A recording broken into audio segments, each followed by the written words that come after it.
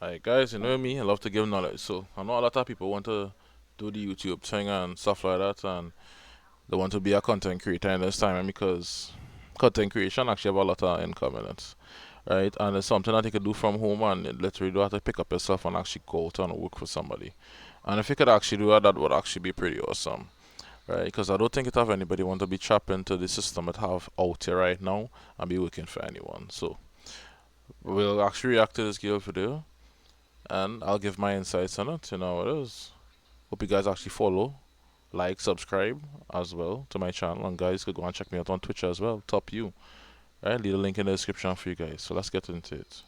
If you want a monetized YouTube channel, but the 4,000 watch hour goal feels just so out of reach or simply unachievable, then you have landed on the right video. Correct, is right, because when you start to upload videos and stuff like that on YouTube, trust me, that bar does move real slow. For people who actually don't know, without the knowledge, when you see that bar and you start to upload about 5 to 20 videos and you see that bar end move, oh my god, you're actually gonna feel terrified and you're gonna stop to quit. And you're actually gonna quit from uploading. Because I want to show you not only how to reach that number of 4,000 watch hours, but to show you that it's actually closer than you think it might be. So in this video, you will learn the 10 strategies that you can use on your YouTube channel to hit 4,000 watch hours. Tips number 5 and 6 are severely underrated and honestly my personal favorite. And the very last tip is actually the one thing that I did to hit my first viral video on YouTube, and honestly is the reason that my channel blew up. As always, timestamps are below. Use them if you need them. Let's jump in. Strategy number 1 is your idea pipeline. If you're wanting more watch hours, you're going to need to start creating a list of validated video ideas that people are going to actually want to watch. Hence, Which is correct, is right. A lot of people just do content. I want to do content. They believe the content that they like is what people will like. In reality, no. You have to do content for the people. You're not doing content for yourself, even though as much it would actually be pretty awesome to do content for yourself, do content that you would actually like and actually be able to make money from it.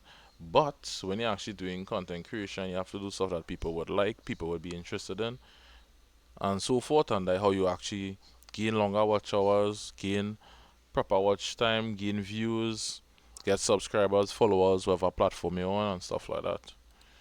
watch hours. Now, these aren't just any old ideas that come to you. You're just making videos free willy-nilly. These are validated ideas that you know are going to draw the right people in. So how do you come up with this list of video ideas? There's 3 options that I'll talk about, and I'll kind of breeze through them because I have plenty of deep dive videos on my channel. But option 1 is keyword research. If you're starting from absolute scratch, I always recommend starting and leaning into keyword research because your videos can come up on YouTube in a few different places, right? You have the home screen, you have in recommended or up next videos, and Correct, you is have right. in search results. But if you're starting from Correct. 0, the odds of you ranking on the home page, I'm not gonna say are impossible, but it's gonna be pretty hard. So the one thing that you have that you can use to your advantage is targeting specific words or keywords or search phrases and using that to rank in search results. That's gonna give you the best opportunity to start getting those watch hours. This is where SEO comes in, and SEO doesn't have to be a scary thing. It's actually a lot easier nowadays than ever before, and SEO stands for search engine optimization.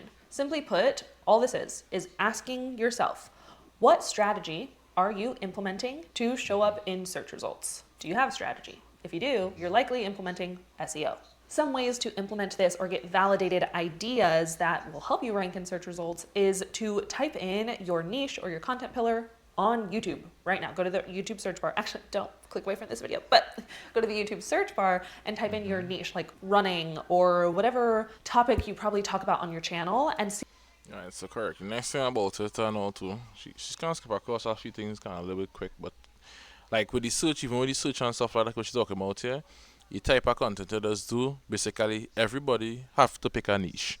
You need to niche down when you're actually doing content creation. That is a facts. You need to niche down.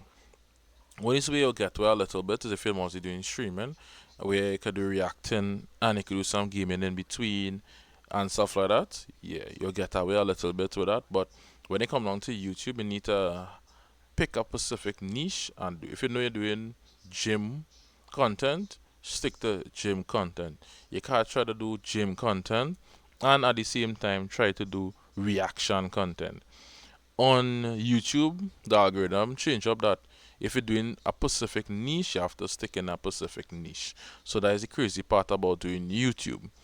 But you could get away with doing other content when you get bigger. But being a small creator coming up, the algorithm need to learn what type of content it does actually do or what you are about. If you're on food, you're doing music, you're doing music.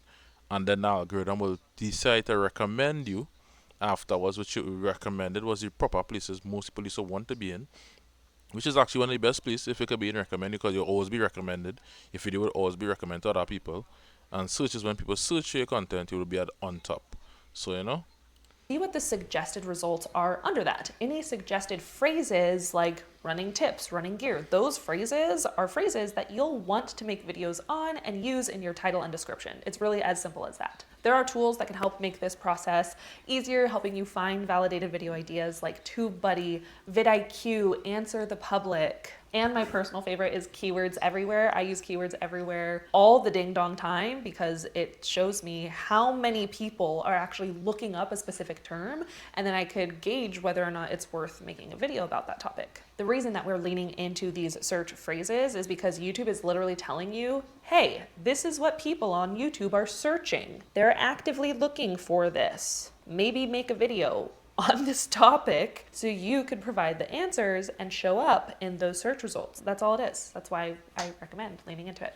Now, option two is utilizing your niche neighbors or competitors, whatever you want to call them, and analyzing what's working for them and maybe figuring out if there's a way for you to adapt it to your own industry. Rule of thumb here is when you're looking at your niche neighbors or competitors, I always tell my students to look at other YouTubers that are maybe under 500,000 subscribers or even between 10,000 and 100,000 subscribers, because that's showing you that that content creator is probably currently on their YouTube growth journey. Therefore, they're probably implementing current YouTube strategy. Whereas if you have a YouTuber that you just love and they have like millions of followers, for example, Zoella, I can't get enough of her. I've been watching her since I was in high school and she has millions of followers, but I'm not going to use her to come up with content ideas because she blew up years ago. So the content she's making now might not be relevant to the strategies I should be implementing now. So go to your niche neighbors YouTube channel and look at maybe their recent 12 videos. Are there any outliers, videos that are performing extraordinarily well for them or above average? That could give you a gauge on like what's currently working. Or you could even look at their most popular videos to see lifetime wise, the lifetime of their channel, what videos kind of popped off and went viral for them. And maybe if they're within the last 2 to 3 years, maybe recreating or making your own version of those. The reason you're looking at niche neighbors or people who are making content similar to what you want to be creating is because they have the audience, they have the data for you to pull from. And if they're creating content similar to what you want to create about, they probably have the same target audience that you're trying to reach. So leaning into the strategies that they're using could be a great way to reach the same people. And then option number 3 is just using third-party tools or outlier tools, tools like 1 of 10 or vidIQ that sync directly with YouTube and help you find. Correct, right. So she was going to tell you about vidIQ and all too with vidIQ, like how she was actually showing the different when she picked the most popular content in the list where people would have been watching from that content creator Zoella. What you would have been able to see if you was using like vidIQ, you would have see the videos that was actually still getting views. You would have seen how much views they were actually getting per day or by the hour and stuff like that. So using vidIQ and thing would have really helped by checking your favorite content creator and stuff like that, seeing the views for what specific video in that specific niche, if there is you being in the same niche as that person and stuff like that, and how it could help it grow, and you could use that video as an example to actually grow as well.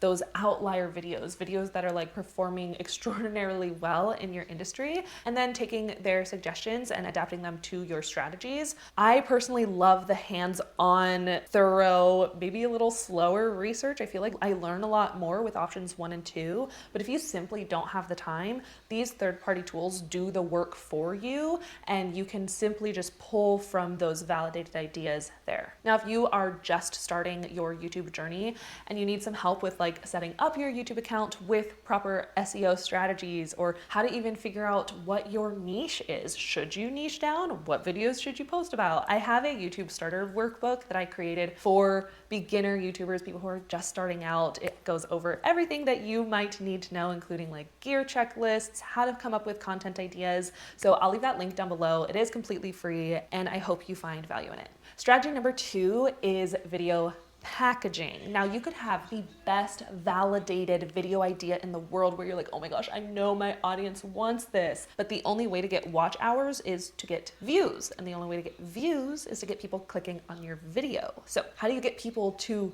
click your video when they come across it? Basically, it just comes down to a good thumbnail title combo, AKA video packaging. This determines whether or not someone will click on your video. If your packaging is good, they'll click. If you have a YouTube channel right now and you're posting consistently and you're struggling with getting views, it's likely that it's a packaging problem and not an algorithm issue. So how does one make good video packaging happens when you create a strong curiosity gap with your title and thumbnail that becomes too big for the viewer to ignore? So what is a curiosity gap? Basically, the term curiosity gap was coined by Carnegie Mellon University researcher George Lowenstein in 1994 to describe the gap between what a person knows and what they want to know. That gap is the curiosity gap. In YouTube terms, this theory leverages the viewer's curiosity to make them click on your video, since our brains are literally wired to crave closure. Now, if you're able to create a curiosity gap that's strong enough, the viewer will have to click on your video to get that closure that their brain is craving. To show you an example of this, like in real time, this is a thumbnail that creates an amazing, strong curiosity gap. This is from Ryan Trahan. Honestly, you could look at any of his thumbnails and they create amazing curiosity gaps. This one is a video where he's testing 1-star hotels. The thumbnail here is so simple. It's a screenshot of a 1-star review saying, "Don't sleep in room 13." And in the thumbnail, Ryan Trahan wearing pajamas, room 13. He is in room 13. Automatically, just from the visual storytelling of that, you are like, oh snaps. The review says not to sleep in room 13, and Ryan's in room 13. Oh my gosh, what's in room 13? Why is he sleeping in there? We gotta see what's gonna happen. That is creating a strong curiosity gap. There's a bajillion different ways to do that, and it's not gonna be perfect on your first. Which is actually pretty awesome, what you actually saying there, which is true to it. If you actually have a good thumbnail that people would actually click on and stuff, that why it have in YouTube algorithm, in YouTube Studio now, it actually have the A/B tester where you can actually test out about 2-3 different thumbnail and they actually see which one of them getting the most views and stuff like that. She might speak on it, I don't know, but that's actually pretty awesome as well. But at the same time, you need to have good content. If you don't have good content, after when the people click on that thumbnail, whap, after you break them in and I was interested, if they don't watch out that video, actually stick around watching that video, you would actually get no type of watch hours and you would just remember just a view. Well, personally stay more than 10 seconds in half it to get a view on top of it.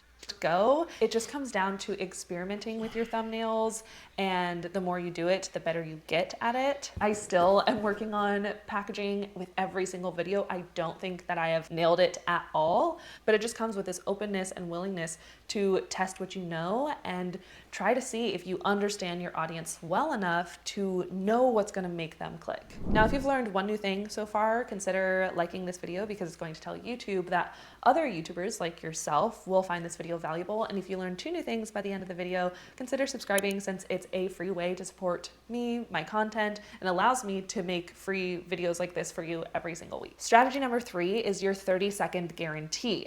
Once someone has clicked on your video, they love your packaging, it's juicy, it's amazing, curiosity gap clicks, your next job is to convince them to stay. Once they click in that video, they're gonna decide very, very quickly if it's worth watching all the way through. So ideally, before you even press record, having strategically planned out the first 30 seconds of your video is going to give you a huge advantage, because the biggest drop with everyone is going to happen in those first 30 seconds. And if you could retain at least 60 to 70% of those eyeballs and every single one of those people who have clicked on your video.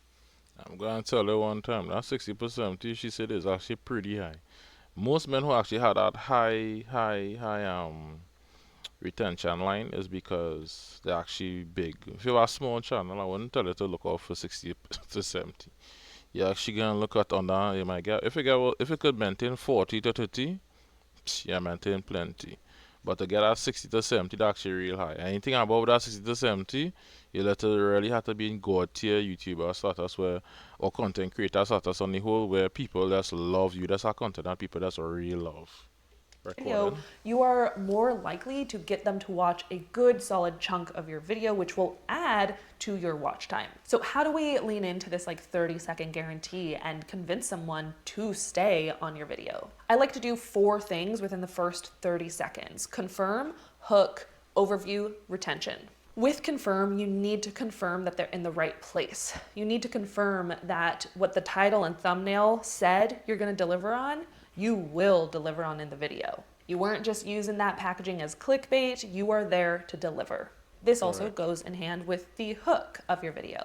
Can you create another curiosity gap within those first 30 seconds where somebody is more likely to stay till the end? I kind of did that in the beginning of this video where I said in this video you're going to learn 10 strategies. Number 5 and 6 are severely overlooked, and the last one is the one that I used to have my first video go viral and my YouTube channel take off. So I kind of like hinted at other peak moments that you definitely wouldn't want to miss. Third is the overview, kind of giving them an overview of what they can expect in your video, setting up those realistic expectations. That's why I always do a video breakdown saying in this video you'll learn XYZ. And of course, can you do that all relatively quickly in 30 seconds or less while maintaining their attention with great pacing and editing? First, let's look at the packaging. We have a thumbnail title combo.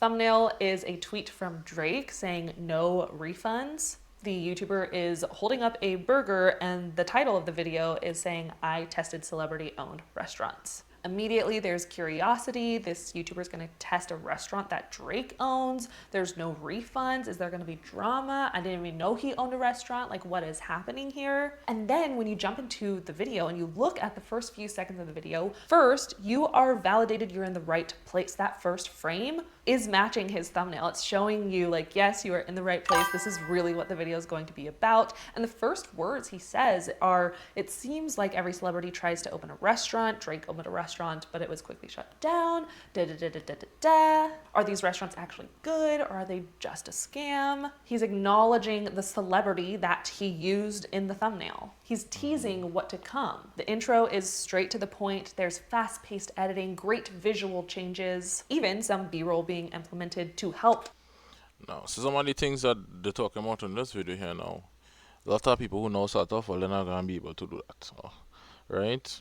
You'll be able to do this straight to the point, which is good. Fast paced editing, you have to update and upgrade your editing skills to get that fast paced editing. And I does do editing, I'm even so good at that fast paced editing. I do have time for it as well.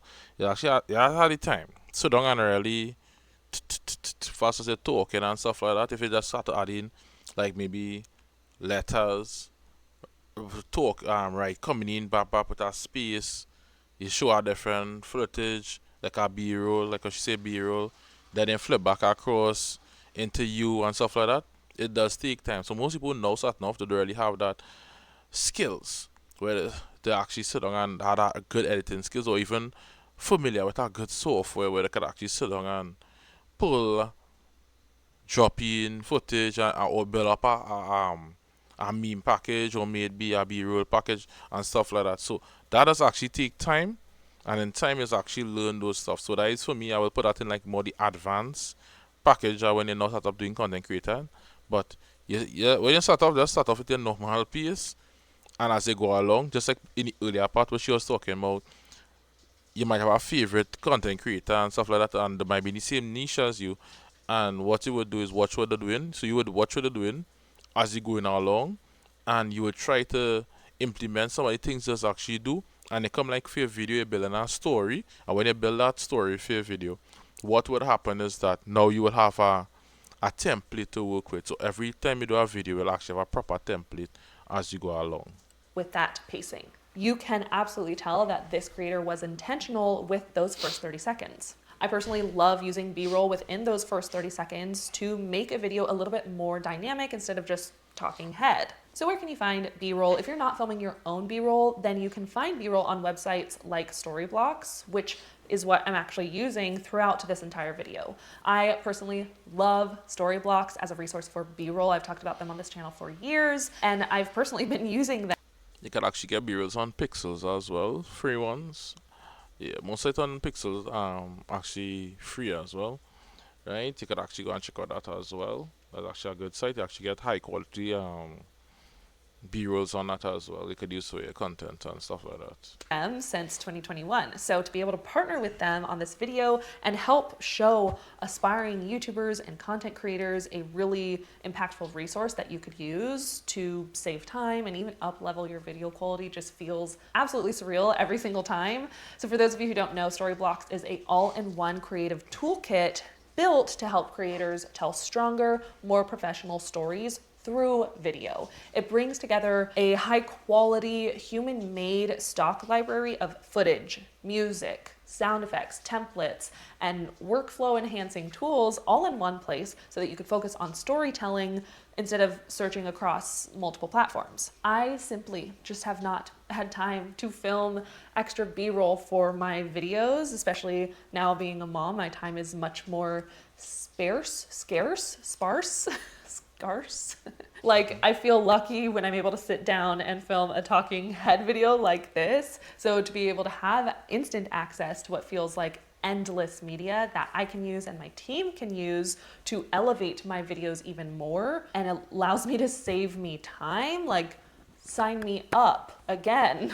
One thing that I've been valuing a lot lately as somebody who has been using Storyblocks for years is that even through all of these changes with AI nowadays, Storyblocks' library is still 100% human made, created by contributors who are filmmakers and artists from around the world. So Storyblocks is not a text-to-video AI generation platform. The footage is real and professionally produced while offering AI-powered tools that work alongside the Storyblocks library to help you with your post-production.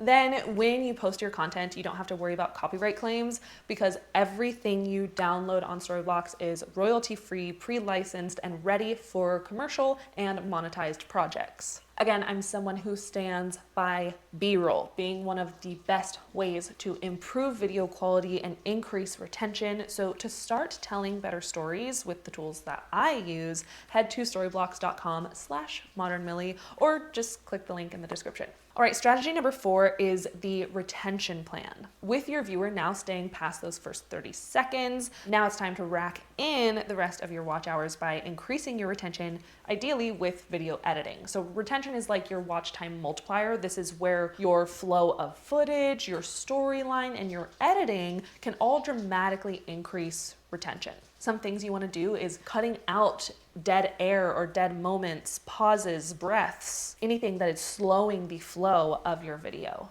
I usually do a few passes of just like cutting the fluff, and then when I have the video A to Z, I watch it again and I'm like, did I repeat myself? Is there anything that really doesn't need to be there? Can I cut it out? And then I'll do another pass where I watch it and I'm like, what moments are losing my attention? When do I get bored? Do I need to cut something out or do I need to add animation? So you could add in movement like zooming in, zooming out. Changing your voice. Using text pop-ups when creating emphasis. Changing up your shots or angles with visual variety. Also B-roll to help with your visual storytelling. Something that I ask myself at the end of the day with a YouTube video is, what is the promise of this YouTube video? What am I teaching? If the video is teaching 10 proven strategies for increasing your 4,000 hours in your watch time, and each of those tips, I look at the tips, if there's anything that is not relevant to that title or not relevant to the tip that I was saying, it is gone. That's just my personal preference. Strategy number 5 is hacking your click-through rate. Like I said, strategies 5 and 6 are some of my favorite because, fun fact, once a video goes live, you still have plenty of opportunity to increase your watch hours on that video. Even if it's been up for over a year already, it is not too late. You can still Correct, that's right. increase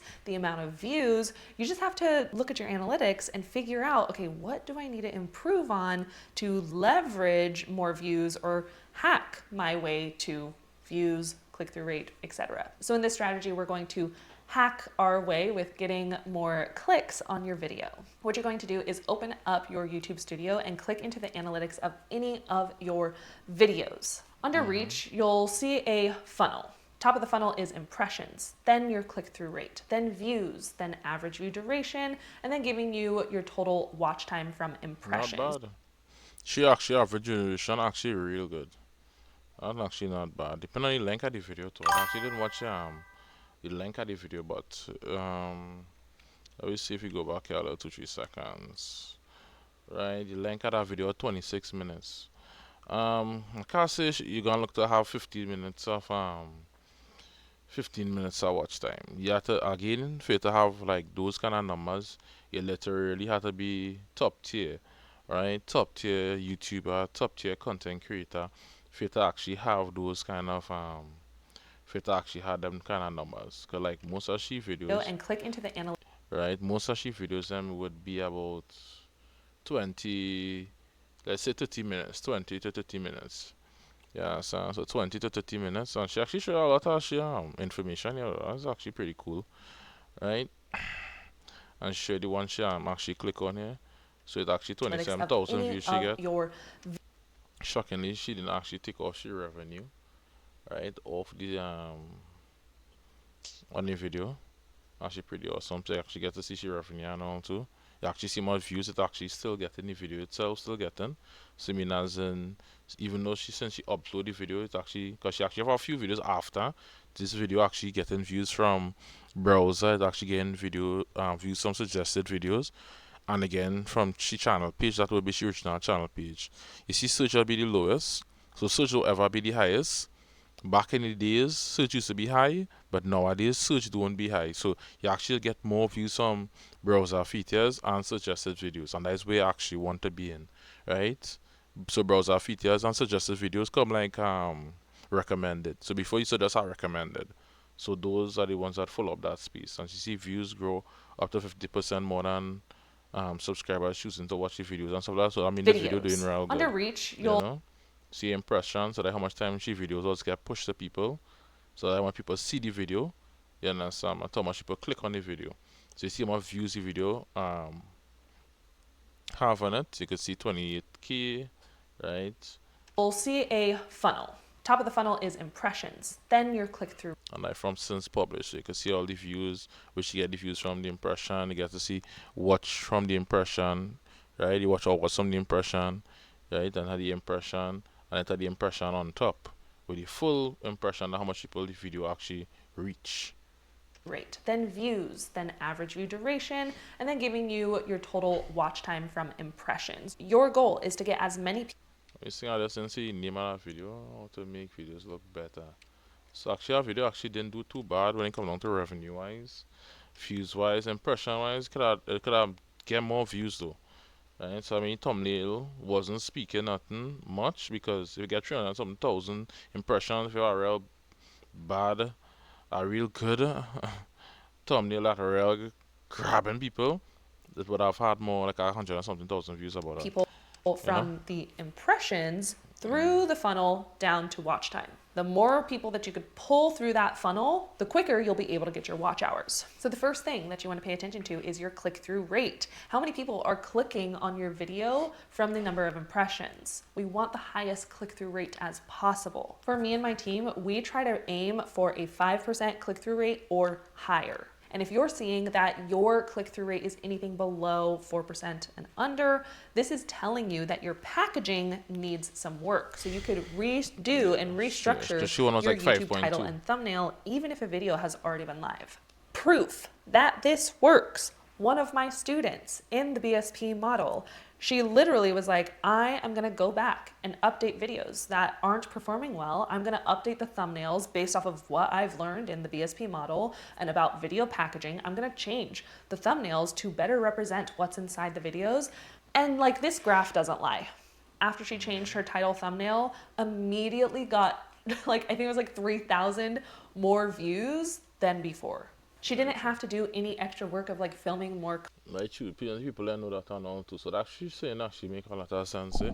A lot of people really don't know that if you just simply change your thumbnail, but update your thumbnail to something different, even changing your title and all to the same thing, you change your title and stuff like that, what would happen is that you would actually get more views and stuff like that on your content, which actually would be pretty awesome. Right? Your video does actually be optimized and it would actually the algorithm would be like, hey, this thumbnail different, this title different. Let me try to a new audience now.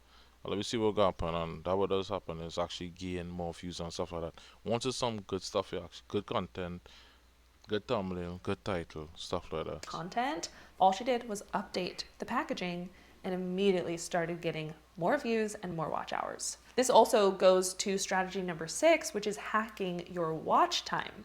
Again, after your video is live, you can still use your analytics to your advantage and increase your watch time. So this is kind of like that bottom part of the funnel. How can we get people to not only be in our video, but stay there a little bit longer? So on any of your videos, again, this is only gonna work if you have videos up and you have analytics to look at, but on your videos, go to engagement and scroll down to audience retention. I believe this is only available after your video has been published for 48 hours. So it's okay to wait a bit to look at this one, but your retention graph is going to tell you exactly where viewers are. So I something I was telling you guys before when you actually have retention. Let's say retention will look. If you could actually maintain this, like she was saying, like 60 to 70, if you could maintain this above this here, that's when you actually go tier level. You're like god tier content creator. Right? The highest, it had a guy, his one used to be nearly 100%. I forget his name though. Right? I have a picture in my head, but just some kind of my name my country channel. Right? He was one of the only YouTuber, I could say like only YouTuber that his line retention line needs to be literally up here. His fan base that love him so much, it needs to always be above here. And that was like literally crazy. So basically he was like the top of the top.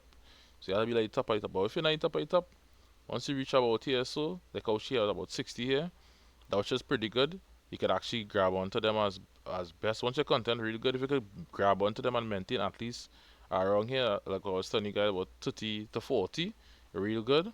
That is 30 to 40 in this whole bar here. Right? You can see she drop off about 20 something here, which is still good. It's just still good. Right? But if anytime you're trying to maintain bars straight across, mean that your video literally has to be catchy from day one, which will be up here. From the start, come straight across. People have to just really love you. Leaving or dropping off with your video. Again, we're gonna look at those first 30 seconds. If 60% of people stayed or 60% or more stayed, that's great. If it's less than 60%, that's telling you that your intros need a little bit more work. So you're able to analyze the intro of that video and figure out how you can improve your next video. The next thing that you could pay attention to on this retention graph are big drop-offs or other big drop-offs. This is going to shed light on potentially like boring parts of your videos or segments where there was maybe pacing issues and people lost interest. Now, if you're seeing those moments where like there's other big drops within the middle chunk of your video, you can actually cut out, even after it's live, you can edit your video, cut out the boring parts or the parts that people are skipping to make the video shorter, increasing your average view duration and helping keep people on your video for longer. With this retention. Yeah, so like we're talking about there as well. Actually, I was talking some good stuff in this video.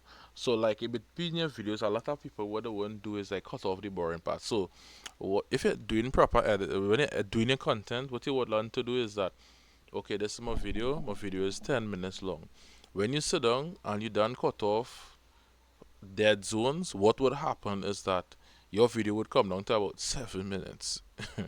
You know, something, sometimes it depends on how much dead zone you have. And what you would want to do is that you pull your audio apart, and in between where you're talking, if any pauses and stuff like that, it just keep on chopping all those pieces in the middle, cutting out all those pieces in the middle. So what would happen is that your video would actually run smoother, it actually would run faster, and it would flow way different. And once you could get your content to actually flow way different, what would happen is that people would be more into your content because it would actually be running smooth as you go along, which is actually pretty awesome though. Content graph, you could also look for spikes. This is going to shed light on great moments that you can repeat in the future, memorable moments. Maybe there's a specific topic that people were jumping to, or you said something where they just wanted to re-watch it. You really do want to pay attention to those moments too, because it could help guide future content ideas. If you're having a hard time reading analytics, or analytics numbers just stress you the heck out, you could always export analytics as a CSV and upload to a AI bot of sorts and be like, hey, help me read these analytics. This is what I want to know. Boom, shakalaka, you got some answers.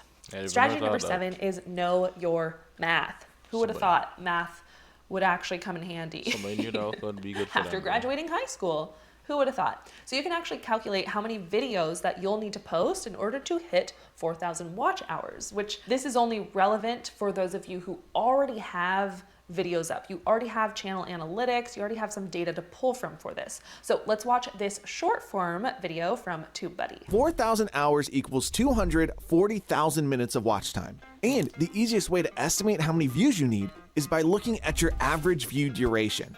To find that, open YouTube Studio, click Analytics, then go to Content, and look for Average View Duration. That number tells you how many minutes the average viewer watches per view. Once you have that, the rest is simple. If each view gives you about 2 minutes watched, you'll need around 120,000 views total. If your average view is 5 minutes, you only need 48,000 views.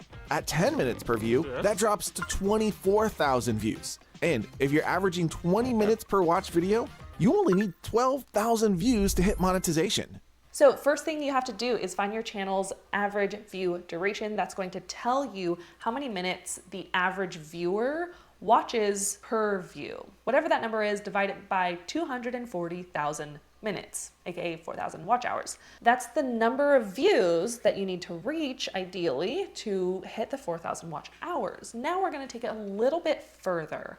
What's the average number of views that you get per video? Divide that number by the number of views that you need. That is going to tell you how many videos that you need to post if every video you post reaches your average amount of views. But hopefully, with all of the strategies and tips that you're learning within this video, you'll be able to hit 4,000 watch hours a lot quicker. Now, strategy number 8 is to create a masterclass. This is something that I first saw implemented from YouTuber Caleb Ralston. He posted like a 5-hour video on personal branding and it performed so well. And he posted maybe 4 or 5 other like masterclass style videos after that. And I was like, I love this idea. Yes, let's do it. So I made a 3-hour masterclass video teaching like this is how to become a full-time content creator, just thoroughly in depth. And it was one of my best performing videos, giving me and my channel the most watch hours that I have seen in quite some time. So if you're an educator on YouTube or you're teaching, this is going to be such a huge advantage for you to create some sort of masterclass on one topic where you could really show your expertise. Now, Caleb Ralston actually has videos on his YouTube channel talking through how to do this, so I won't even spend time teaching, well, first you need to do this for your masterclass, and then this. I'm not gonna spend time doing that because you could go to his channel and watch his videos because, I mean, they're masterclass style videos, really, really long, longer than a 2-minute tip. So definitely recommend if you're an educator to check out his channel and he can teach you how to create a masterclass YouTube video.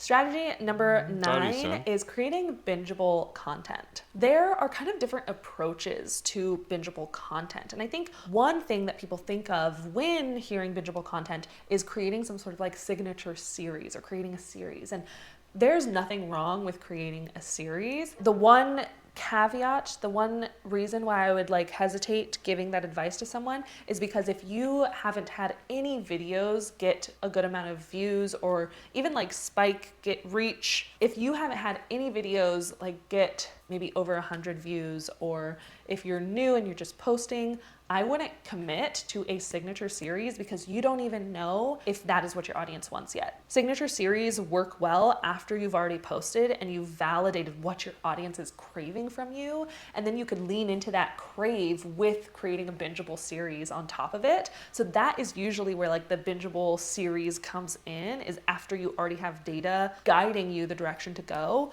What I really mean by this strategy is being dedicated to creating bingeable content. Being okay with building out a library of videos, aka just posting dedicated to your YouTube channel, trusting that when one video blows up, you will have created this hub for somebody to binge a bunch of relevant videos. Being okay with that long process. Yeah, that's This be is good on where all too. having a specific niche or speaking to a specific audience or rotating consistently through.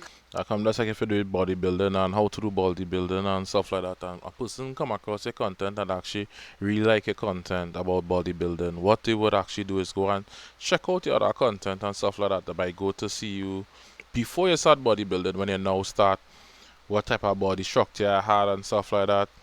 They'll go lower down and actually check out the different type of tips that you have to offer and stuff like that, which will be pretty awesome. So that has been the good part about it, and then people now will keep on sitting down and check out your videos one by one by one by one by. So now you end up with one person that pass through about 10 videos, if not more than that, before they actually click off your channel. Then now that even better for you now, because they now will be recommending your videos automatically. Videos that they never see before will just pop up on the channel when they actually go on it and stuff like that. And that does be actually pretty awesome. Content pillars becomes an advantage because let's say you niched down and you're like, I am a booktuber and I only post book related videos. If one of your booktube videos pop off, the odds of somebody binging the rest of your videos dramatically increase because all of your content is about booktube. Whereas if you have a lifestyle channel, which is not a bad thing, but let's say you have a lifestyle channel where you're posting about like your workouts that you're doing, maybe some of your favorite recipes, you just redecorated your home for the holidays, maybe you wanted to share a little bit about like your postpartum process after becoming a mom, and then you create one video that was like, here's how I'm setting goals for the new year. If that video blows up and somebody goes to your channel and they can't find any other videos talking about like setting goals or mindset or setting strong habits, they might not want to binge through the rest of your videos because they weren't related to the video that they found you from. Might. The keyword is like they might not. But that's why with this strategy, if you can be okay with staying dedicated and creating bingeable content around a topic or for a particular person or rotating content pillars, like if you could be consistent with that, all it takes is one video. The whole a rising tide raises all ships. One video can help have that snowball effect on everything else. I guess like a sub tip to this is like if you are rotating between content pillars and you have like fitness, fashion, home decor, etc., you could create playlists of all of your fitness videos, playlists for fashion, home decor, etc. And that way you have them kind of categorized together where people can like binge a playlist. That's also like something you could do. And playlists actually work real good, real good. So if you're actually into doing the same type of content, a playlist does actually help pretty much, because when a person watch one of your video, automatically the playlist does help that person watch the rest of your videos and then back to back to back to back. So that's actually be pretty awesome as well. So creating a playlist is actually an important one as well. We can talk about that another time. And strategy number 10. The one thing that I did to have my first viral video and really changed the entire trajectory of my entire YouTube career. And that is by filling in the gap in my industry. What's funny is that this is the exact opposite of tip number 1, where it's like creating validated post ideas, where it's proof these videos work. It's like you have the evidence, you can pull analytics, you see your niche neighbors and what they're doing, and so like you know those validated ideas work. Whereas on the opposite side of that, the gamble, the risk of not seeing any information out there, but making a video about it anyway. And there is still some strategy to this. So let me share what I did when it comes to filling in the gap in your industry. So I was just a regular old gal, regular gal, just looking how to become a YouTuber, how to grow an Instagram, how to become a content creator. I would just binge watch videos left and right on YouTube. That's just what I do. And I was trying to find a way, because I was wanting to grow on Instagram at the time. That was like my priority. I was trying to find a video that would teach me how to create my own like editing style. I was like, I suck at editing photos. And I see all these other influencers, they have such like aesthetic feeds, and I want to have an aesthetic feed, but like I don't want to edit like them. You know what I mean? Like I see like the moody vintage vibes and I'm like, that looks so cool, but that's not me. How do I create like my own aesthetic? And I was binging videos trying to find freaking how to do this, and it wasn't anywhere. And I was like, if I can't be the only one trying to figure this out. I was searching for how to do it. So that's the validity. I was searching for the answer and I couldn't find it. And because I couldn't find it, I said, okay, well, I'm gonna figure it out and I'll teach how to do it. So I figured it out, created a way so that anybody could apply it. And I made a YouTube video exactly how I wished somebody made a YouTube video on it. And that is the video that went viral for me. It blew up, not even after I posted it. It actually blew up, I think, a few months later. It took a while. So again, you have to be patient. YouTube is like a long game sometimes. But a few months went by and the video finally started picking up traction. It's like YouTube finally found one person that loved the video, and because YouTube was able to identify that one person, then YouTube was like, oh, okay, let's push this to other people like this person.